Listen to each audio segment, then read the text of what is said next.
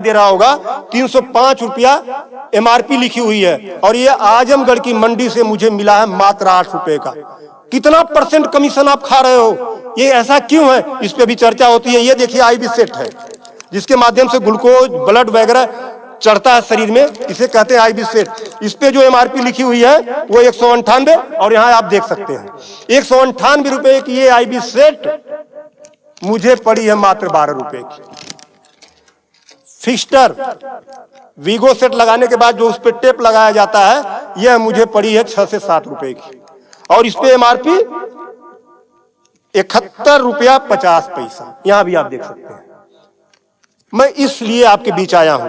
इसी प्रकार से बहुत सारे हजारों 2-3 हजार दवाएं ऐसी हैं जो 100 रुपए की दवा है 3000 की बिकती है।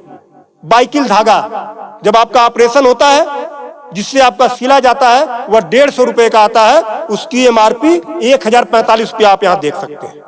उसी प्रकार से लंग एक्सरसाइजर 150 रुपए का आता है जिसका प्रिंट रेट है 690 रुपया। बुखार में जो पैरासीटामॉल की जो बोतल आती छोटी सी वह 50 रुपए की आती है और उसकी एमआरपी यहां आप देखें एमआरपी 522 रुपया है। कमर की बेल्ट जो 100 रुपए की आती है उसे 500, 600, 700 रुपया प्रिंट। और तो और जब किसी की हड्डी टूटती है तो जो राड पड़ता है, राड अधिकतम रेट राड का 500 से लेके 1500 रुपया तक, अलग अलग वैरायटी है 500 से 15 तक, लेकिन आपको 5000 से 20,000 रुपया 25,000 रुपया चार्ज किया जाता है। आपके दिमाग में आ रहा होगा कि अरे भाई डॉक्टर लगा रहे हैं तो उसको देखिए, डॉक्टर जब आप अस्पताल में भर्ती होते हैं तो बेड चार्ज अलग, नर्सिंग चार्ज अलग, जांच की फीसें अलग, वो सब चीजें करने के बाद 1500 रुपए की चीज खरीद कर आप 20-20 हजार का बेच रहे हो। तब मैं आपके बीच कहने आया हूं कि साथियों उसी प्रकार से बहुत सारी दवाई हैं। 100 रुपए की दवा, एक दवा मैं देखा ला नहीं पाया उसको, 100 रुपए की दवा उसकी एमआरपी 2000 रुपया लिखी हुई थी। हजारों दवाइयां हैं आपके साथ, आपको लूटने का काम कर रहा है। मुद्दा ये नहीं है, मुद्दा ये नहीं है कि इस पे 305 का प्रिंट छपा हुआ है। मुद्दा ये है कि इसे छपने किसने दिया? जिसे हमने चुनकर भेजा, क्या वो दलाली खा रहा है, कमीशन खा रहा है? 8 रुपए की चीज 305 रुपए का प्रिंट वो छपने क्यों दे रहा है? ये चोरी से थोड़ा ना बिक रही है, खुलेआम बिक रही है। तो ये जिम्मेदारी सरकार की है। इसीलिए मैं कह रहा हूं कि आइए, और ये मुद्दा किसी सपा भाजपा कांग्रेस किसी नेता का थोड़ा ना है, ये भारत के 140 करोड़ जनता से जुड़ा हुआ मुद्दा है। आपको आगे आना होगा और आगे आने के लिए आपको इस वीडियो को अधिक से अधिक शेयर करवाना होगा, अधिक से अधिक लोगों को बताना होगा। इसलिए नहीं कि मेरा ये प्रचार हो जाएगा, ऐसा कुछ नहीं है। इस मुहिम को जब ये वीडियो शेयर होंगे, सोशल मीडिया एक ऐसा प्लेटफॉर्म है जिससे सरकारें हिल जाती हैं।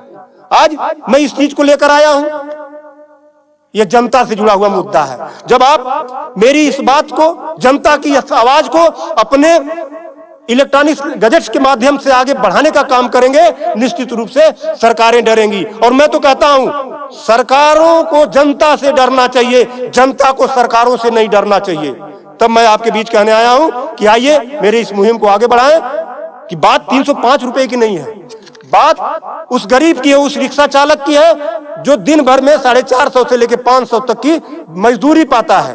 अगर उसकी तबीयत खराब हुई, वो बेहोश हो गया, उसके घर वाले किसी उसको अस्पताल लेकर जाते हैं तो 305 रुपया वो अस्पताल केवल वीगो का चार्ज कर लेगा, फिक्स्टर का 71 रुपया चार्ज कर लेगा और आईबी सेट का चार्ज कर लेगा। ये सब मिला के 600-700 रुपया हो गया। यानी उसकी 1.5 दिन की दिहाड़ी में अभी तो ग्लूकोज लगा ही नहीं, दवा कोई उसने खाया ही नहीं, बेड का चार्ज हमने बताया नहीं, अस्पताल का चार्ज हमने बताया नहीं। 1.5 दिन की दिहाड़ी उसकी केवल इस 3 आइटम से चली गई। आगे की दवा कहां से आएगी? तब उसका बाप खेत बेचेगा, उसकी बीबी गहना बेचेगी। इस तरह का लूट खसोट। और मैं तो कहता हूं शर्म करो ऐसा करने वाले लोगों। 8 रुपए की चीज 305 की बेचते हो। आज आपके अस्पताल में अगर जो दाई है उसका वेतन 7,000 है, यानी प्रत्येक दिन 210 रुपया। अगर उसकी तबीयत खराब हुई, वो आप ही के अस्पताल में भर्ती होती है तो उसकी 3 दिन की दिहाड़ी केवल इन 3 चीजों की लग जाती है। कुछ तो शर्म करो, कुछ तो सोचो। स्वास्थ्य, शिक्षा, सेवा का क्षेत्र है, लेकिन आपने इसे लूट का अड्डा बना दिया है।